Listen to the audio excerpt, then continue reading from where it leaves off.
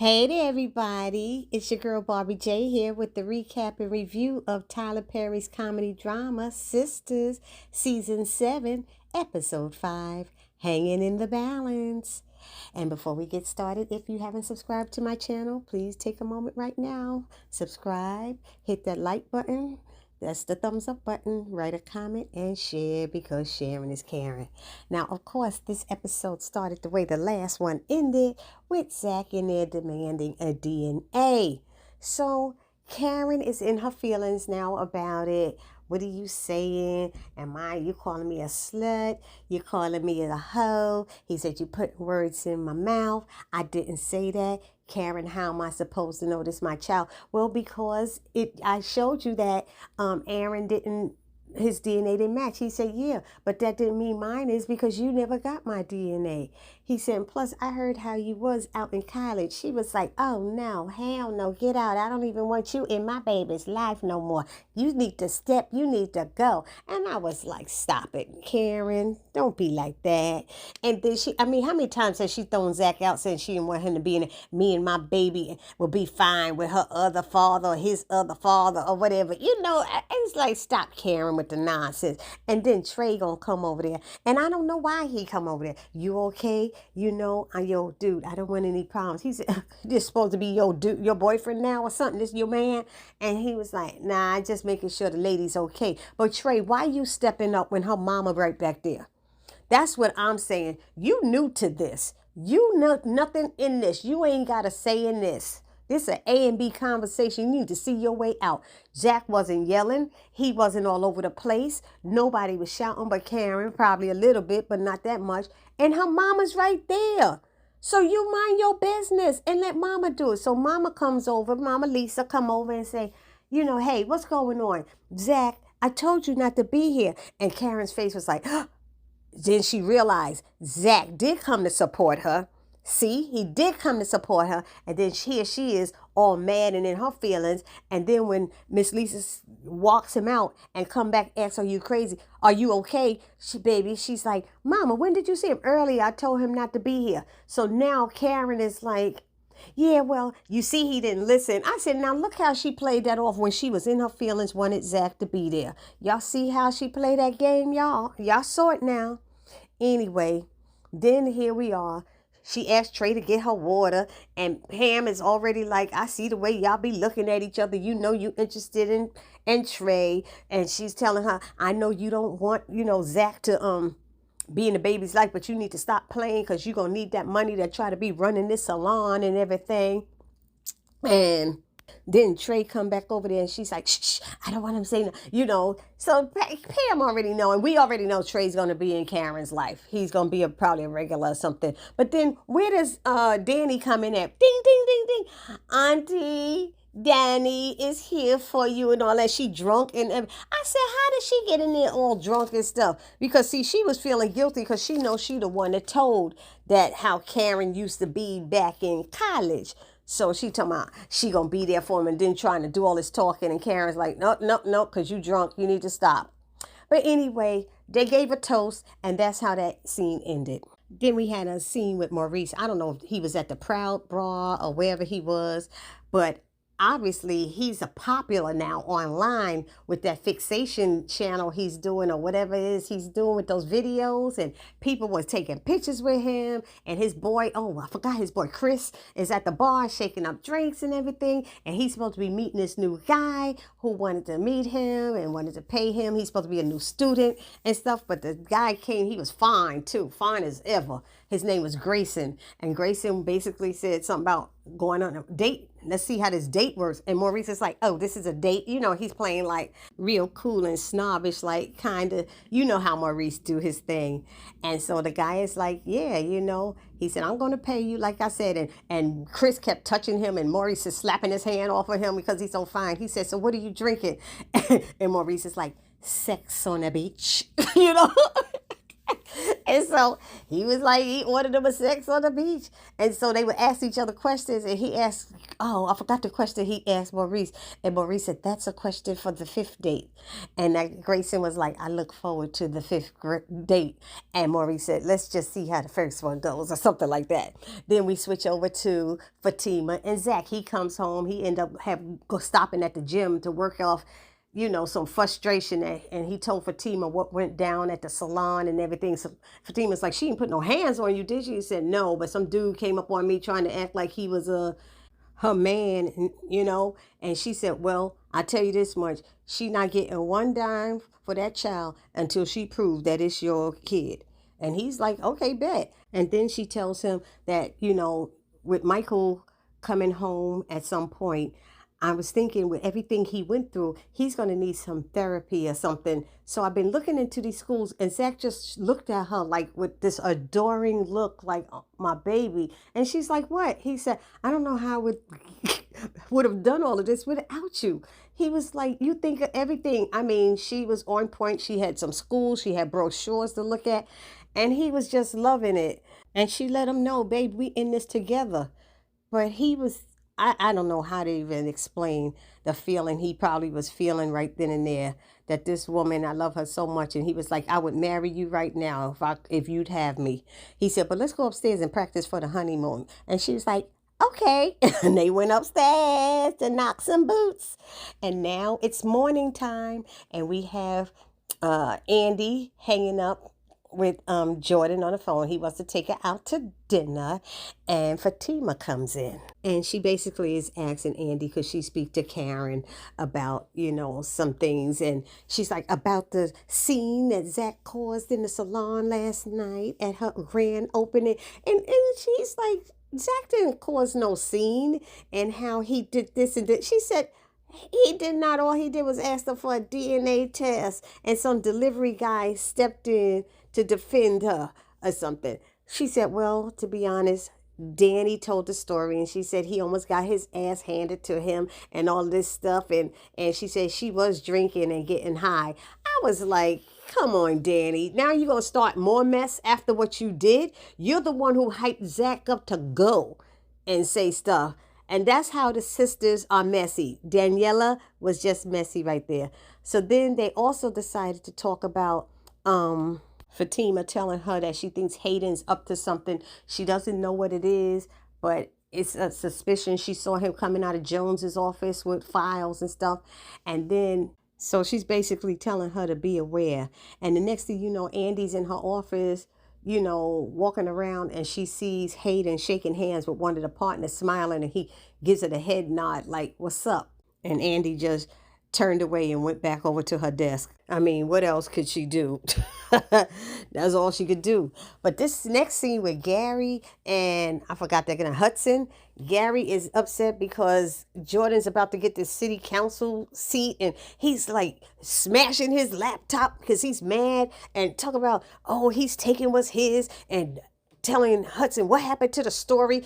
I can't believe Gary is upset and wants to put a lie out, some kind of story on Jordan so that he will lose city council. What kind of evil mind is this? You get caught cheating on his sister, and because he's dating Andy now, you have a problem with everybody who dates Andy, and now you're trying to understand why you don't know who the F gave you up to the FBI, Oh, Lord of Jesus. Anyway, so now we go to Danny, who's with Creisha, the therapist, her name. Anywho, Danny starts telling her about Preston, and then she said when in between one of her breakups with Preston, she started seeing this jerk named Jonah, and she said, well, what made Jonah a jerk? And she said, because he put his hands on me. And she was like, oh. And she said, have you ever had anybody physically abuse you before? And she said, yeah, in college. And then she started talking about the dude in college, Rusty. Tears started running down Danny's face. She said he was abusive, always criticizing her on how she looked, everything from her hair to her makeup to her weight. And then one day he pulled her in the locker room and was choking and punching on her, calling her a slut and everything. And the tears was running down Danny's face. And I said, aha, we finally finding out some more about Danny and what she went through. But the fact that she keeps telling the people that she ran over Jonah is killing me, because she did not run over him. He wasn't in the street and she hit him with a car. He was in a car and she ran into the car. And I'm getting tired of her telling that story as a lie, because you didn't run into over him. And Creisha's eyes went, what? They was wide open. That was so funny. But y'all know how I get when stuff don't make sense. I always gotta go on about it. Anywho. Okay, y'all. This next scene, red flags all over the place. Sabrina comes in there into fuel, and Rich sees her. He's excited. She's like, oh, you're in such a good mood. He gave her this big long smoochie, and he's showing her the plans for groundbreaking on. He got the red light to open up another location, and he's doing all this talking, and a lady walks in with a baby, and Sabrina's attention goes straight to that baby. She's thinking about that baby, and he's like, he doesn't see the baby, but Sabrina does. And he's like, your man is doing big things. You know what I mean? And she's like, yeah, it sounds wonderful. She said, I'm going to be doing big things of my own. He's like, oh, so if you want to do your entrepreneurship, I got you. She said, no, it has nothing to do with that. She said, I think I'm going to freeze my eggs. And he was like, oh, I think you should. That was something you should do, just in case me and you don't work out and you don't want to lose your option of having kids. He said, oh, babe, this is our busiest time now, so thanks for stopping by. Kiss her, and he blew off. I said, ain't this some ish right here? And Sabrina had to walk out of there looking sad and foolish.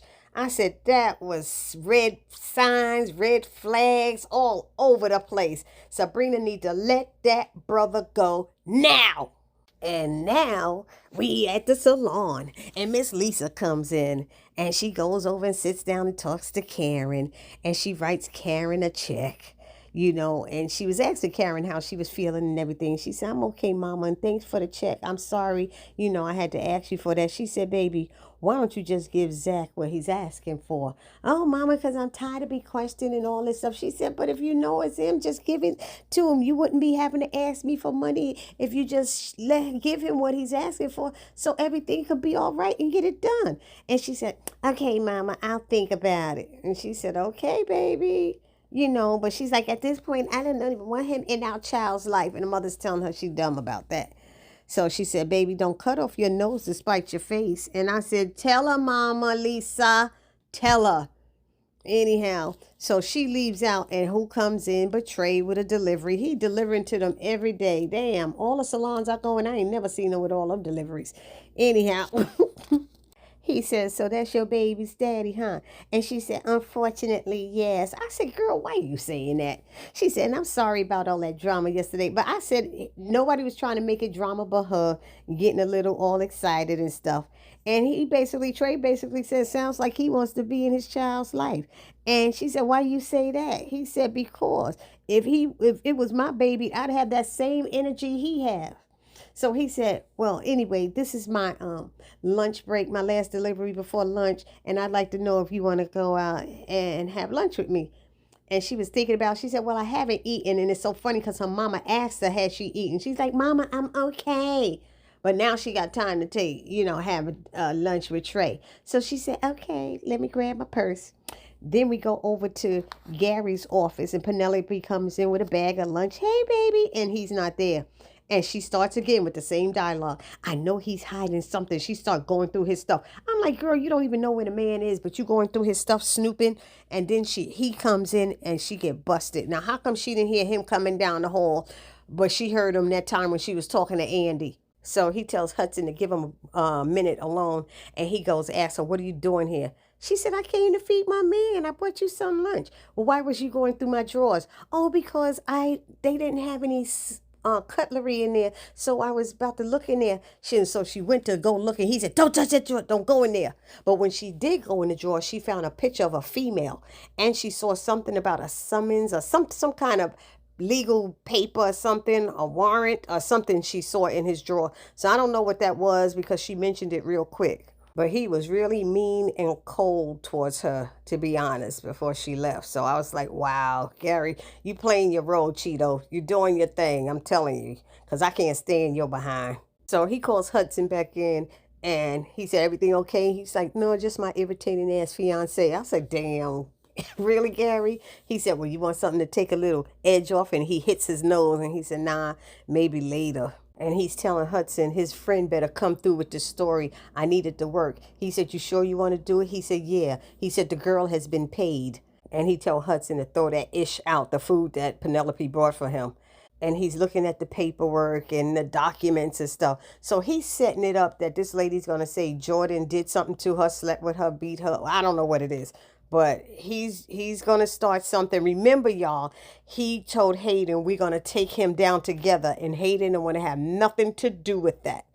And so Hayden, I'm hoping Hayden speaks up and say, that's Gary. Gary said he was going to take him down. But see, Hayden's so busy on the manager track, trying to be the managing partner, that he might go along with Gary's mess, knowing that Gary did that to Jordan. So now we see a quick scene with Danny and Tony's office. And I think that therapy session got to her because she kind of really doesn't want to see him later that night, even though he wanted to take her to lunch and all of that. And she's like, no, I'm not hungry. He said, well, I'll see you later tonight. She's like, no, I don't know, maybe.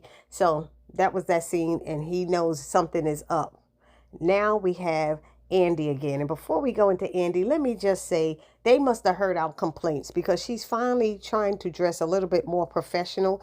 The day before that slid all the way up the thigh, that was very unprofessional. But today she looks very professional. I liked Sabrina's outfit today. I like Karen's black outfit today, and I liked Fatima's outfit today. So they are all on point today. Did I say 5 people? I hope so. Oh, Danny has on her uniform. I know she's like, I don't get to wear those nice clothes because I have to wear the uniform. Anyway, get a different job, Danny. That's all I got to say. But now it seems that Gary's story that he wanted to get out there on the news made it out there to the news, because it seemed like Fatima is in the hallway telling Andy about some scandal but I thought she said it was Jordan's opponent or something like that. And some intern that was 16 years old. And she said, I hope he did a good job at denouncing it. And that's why I was like, who is she saying? I hope they did a good job at denouncing it, because they said opponent. So I got a little confused. So Fatima said, I hope so. She said, because once they come out with one scandal and one opponent, the other one comes out too, and it becomes messy. And then Hayden was in earshot, and he heard it and came over and said, have a nice day, ladies.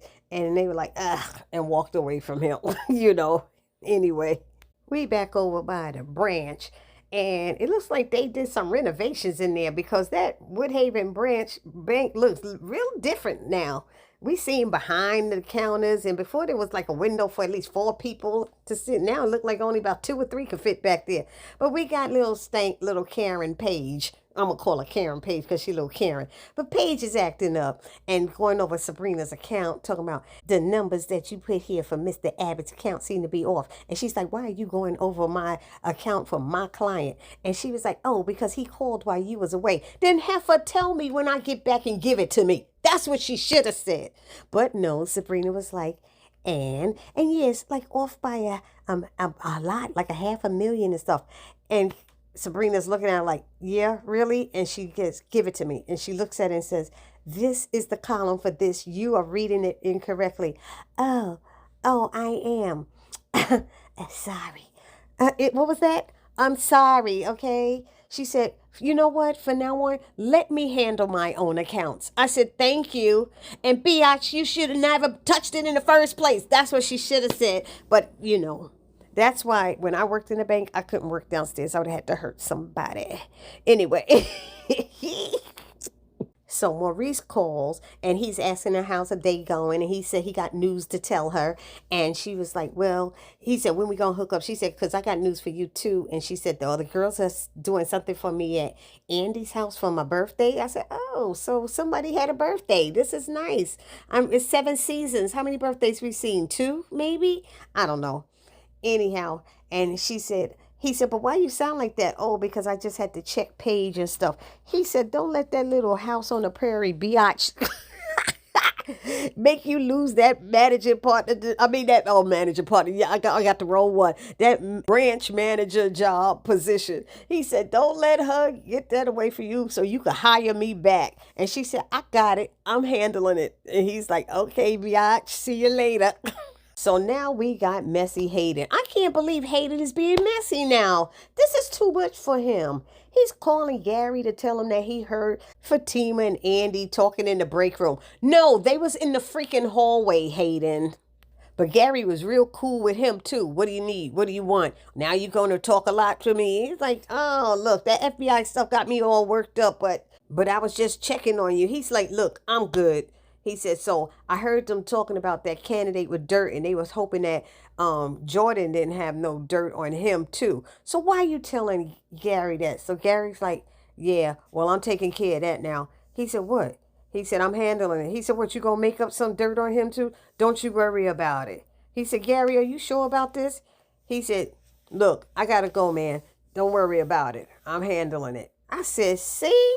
Now you're going to ask Gary if he's sure about it, but you were calling, instigating it, Hayden. That's what you was doing. You're being messy. But then we got Gary shaking around that little package of Coke, deciding whether he going to take it or not. In the meantime, Fatima goes in to see Andy, telling her she's leaving for the day. Shouldn't she be getting ready to see Jordan? And she said, I got more work to do right now. But she said, I'm going to ask him about that Bassett case. And she said, yeah, you should ask him. And then she said, make sure there's no red flags. This is what Fatima's telling her. Make sure there's no red flags. She said, because I like the way he makes you happy, but Gary made you happy like that at once. And she said, I hear you. I thank you, Mom. And I was like, she said, okay, have a good time. So now we have Danny leaving work. She stops in to see Tony and lets him know that she's going home. And he's like, you want to go grab a bite to eat? Again, she's not hungry. You want me to come over later? No, not really. I don't think this is a good night for you, to do that. And she lets him know. I know it was a little weird earlier, but some things came up in therapy that I had forgotten about, and it just kind of got me feeling some kind of way, and I'm trying to work through it. And he said, yeah, therapy's not always easy for everybody. It's not an easy thing. He said, but please don't shut me out. She said, well, Creature told me one of my defense mechanisms is to shut people out. So she said, but, let me go and just handle this, and you have a good night. And he's like, okay. And then she turned around and came back and said, you could come over if you want. And he was like, all right, I'll be there. Because he did say he just wanted to be a shoulder for her to lean on if she needed that. And, at first she didn't want to, but she's working on it. So that's great for Danny. Hooray for Danny. Yay! Because we got to take baby steps. Baby steps, everyone. And then the episode ends with Jordan and Andy out eating and stuff. And she asks him about the Bassett scandal. And he's telling her not all. She said, is that a politician thing? He said, not all of us are liars. And he said, I don't have any scandals. He said, I'm not perfect. She's like, what? He said, but I don't think I've done anything as egregious as that or whatever it is, he said.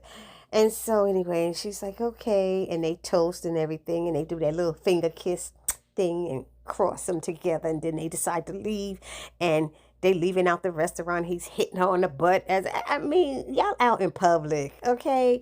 And they running down the steps, and Gary's watching with one eye open, one eye closed, looking crazy. Then he sniffs a line of coke and grabs the gun, and then Jordan is picking Andy up. Gary just happened to be parked close by them, and they don't see him. And he's picking her up, and she's kissing him. And then she goes and gets down and runs around. Why Jordan ain't opening the damn car door for her? Somebody please tell me. That is what a gentleman does. And especially when they're out on a date and you're dressed up and everything. Open the car door, please. Anywho, this is how the episode ended. Y'all let me know down in the comment section how y'all felt about it. I'm on the fence about this episode. I don't think it was all of that. I really don't. But I have to, give my commentary about how I feel about it. So that's what I'm doing. So I will see you all in the next video. Please do not forget to subscribe, like, comment, and share. It's your girl, Barbie J, saying peace.